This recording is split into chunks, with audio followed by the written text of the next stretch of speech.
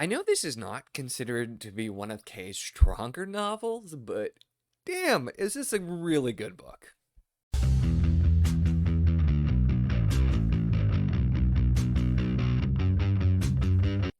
Hello and welcome to my channel. In this video, we're going to be talking about All the Seas of the World by Gavriel, okay? And yeah, in the intro, I've not heard about this being a particularly strong one. That does kind of make me wonder, but I do want to say right off the bat, because I've seen what Kay said, and I've seen others say that this can be read as a standalone novel. I wholeheartedly disagree with that.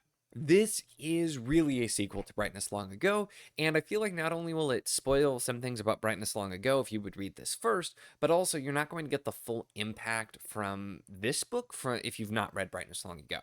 Now, also within this sort of set is Children of Earth and Sky, which I have not read. Kind of wish I would have, to be perfectly honest, because there's definitely, it seems like there's some references or some there, but I think that one happens a good deal before either of these, whereas this happens several years, but not that long after Brightness Long Ago. So I feel like it's probably okay. But if I could go back, I would probably read Children of the Sky first, although that'll be for sure the next one that I read because I've loved the setting here in this time period. All of these books are kind of like they're very late Middle Ages, early Renaissance kind of a setting in the Mediterranean, and you just see that with, again, Kay is kind of the master of, and I know as he phrases it, a quarter turn toward the fantastical. So it's very clearly based on actual places and historical times often, but telling a very fictional story, and with that turn toward the fantastical. And it's just, I think, part of what makes these books so magical. Kay is, of course, a phenomenal writer, and the prose and the style really works just in pretty much all of his books for me so far. This is one similar in some ways to Brightness, but Brightness was a little bit different because so much of that was a kind of first person recounting. This is mostly third person, although we do have a little bit of first person in here as well, in a kind of a switch, which works. But this is another of the ones where I feel like Kay so far I've seen has a couple of different styles. You have this is just a main narrative, more so following a certain character or characters, and we're telling a specific story, or the almost like collection where we're just seeing different things happening in the world. We're dropping into other side characters as well, and his books vary. Some of them are like more tighter to one side, and some of them are more looser in like this style. And so I do think that's also one of the things that might be something that some people maybe don't like as much. They prefer the more of the tighter novel kind of format versus the sort of sprawling, looking at different characters. But honestly, while I love both, and like Lions of Albersan, my favorite, is definitely one of the like tighterly, plotted type of novels. I'd say Song for a Bone too is also in that camp. But I love the sort of the look, the seeing the different characters. Kay has the masterful way of just like hopping into the head of a character to see a specific scene, or he does that several times in this one with characters who are like not important. They're like very much, maybe it's the first time you're seeing them, maybe they're these tiny fringe characters, but they're death, and you get their POV for that. And for me personally, that works really well. One of my favorite things, for whatever reason, that I just have loved the way Kay explores is people dying at the fringe of stories. It was one of my favorite things about Sarantium. It's done a bit in Brightness Long Ago, and it's a big focus that we get here as well too, where it's, I shouldn't even say focus, because it's something that's happening in the periphery, but thematically just dealing with the, people. It's not always just people at the in that are the heart of the story who die. People die at the fringes, and it's just kind of that view of the world where sometimes you're so focused on your own story or what's happening there, you don't think about the people at the fringes who had just as much meaning and things going on there. So that's something I love, and I think the way it's done here, where again we have two main characters who I haven't even mentioned yet. I feel like I always have so many things I want to say about Gavriel Kay novels that I end up being a little bit scattered. But we have our two main characters here of Rafael and Nadia, and while we're focusing on them, we do see lots of bits and pieces from other characters, and these characters who have their own journeys. Some of them cut short, some of them throughout, but it's just it's really masterfully woven together. So I have a great time with that, and yeah, I don't I don't see people saying this is not one of the better ones, just because I loved Brightness Long Ago. That was really great, and this building off of that didn't quite hit there for me, partially just because the character with Brightness I clicked with a little bit more.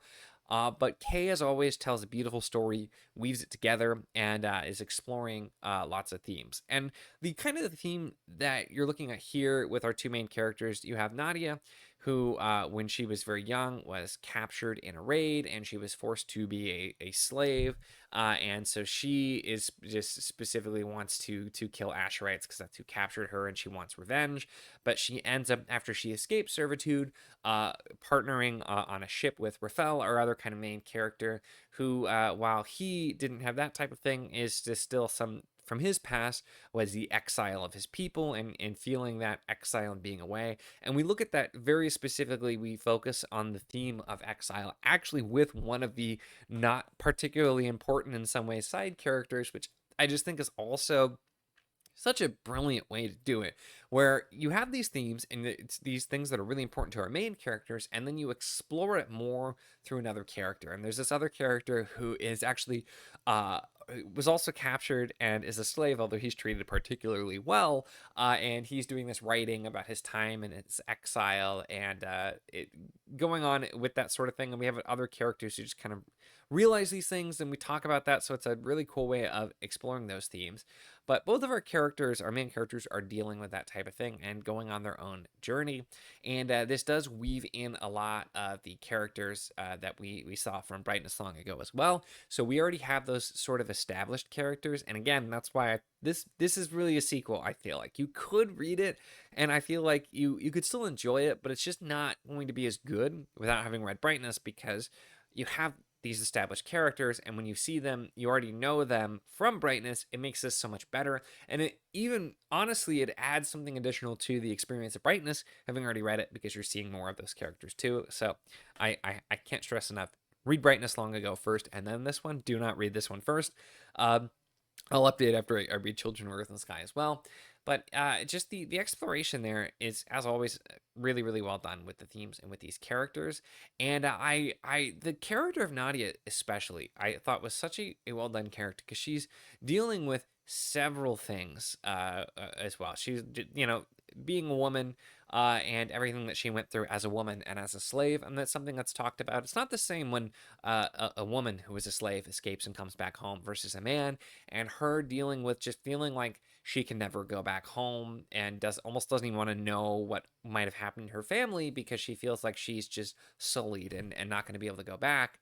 And you have Raphael, who, well, his situation is really not the same as well, but he's also a Kindath. And so being a Kindath and being hated and not welcome, and a very persecuted people as well, and also, having to be exiled from his home, all of these types of things. We're exploring that in very different ways with these different characters, and just how all of their choices or these random events or small things end up actually going to affect their life. That was also a big thing that Brightness long ago explored, is choices or random happenstance, and how it affected mostly just one character in his life, although there are other side characters there as well. But it's just looking at all of these things with these two characters who I felt very, very easy to engage with and to feel for, and just connect with these characters, as well as just exploring the wider themes here as well. So I just, man, again, I feel like I'm getting to the point where I just, I'm like, my brain is just going gush gush gush, because there's just so many great things here. But Kay is just such a masterful author, and there's nobody I've read that's quite like Kay. I find myself, whenever I'm reading a Guy Gavriel K book, sometimes it's hard to even come at it analytically, because I get so immersed, and I just enjoy his storytelling, being in the world, being with his characters, whether it's, good things or bad things happening here, because there's definitely some big and really good action scenes I'll mention here as well too.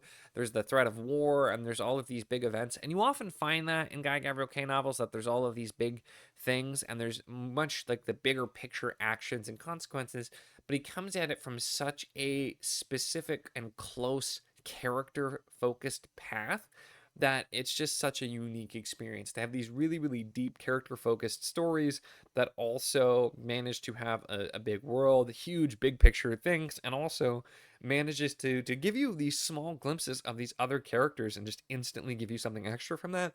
There's nobody that just quite does it the way that Kay does it, and this was just another big winner from me. It's not going to shoot to the top of the list because this definitely is below brightness, but I'm going to have to start actually keeping track of like my ranking because every time I read a new K book, it is so hard to figure out where things are going to rank because it's just it's tough. There's so many just fantastic things in all of his books, and I just cannot wait to continue. Like I said, I will be doing Children of Earth and Sky next to kind of finish up the three that are in this sort of setting and time period. I'll update once I read that on if I think that also should be gone first, because Kay does tend to write a lot of his stuff, for the most part, do feel like standalones, even the very connected books. But yeah, this definitely felt like a sequel, and so I just, like I said, I can't stress that enough. I think you're gonna get a lot more out of it if you read this second. But yeah, I can't wait to read more Kay.